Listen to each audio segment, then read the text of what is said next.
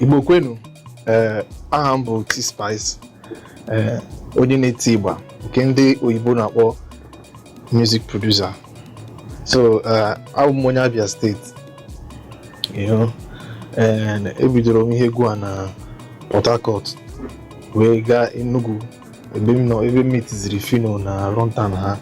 So anyị niile soro gaa Lagos for this music of a thing. So mgbe anyị rutere Lagos, wee meet Davido wee produce aye egwu bupụtara ndị mmadụ wee mara m ọfụma, and they produce the second Galado and Fino Connect and the rest of them.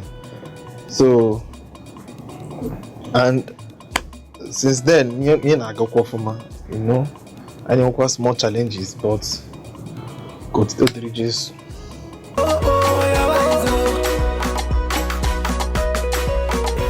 TSpize, OPO, my dance.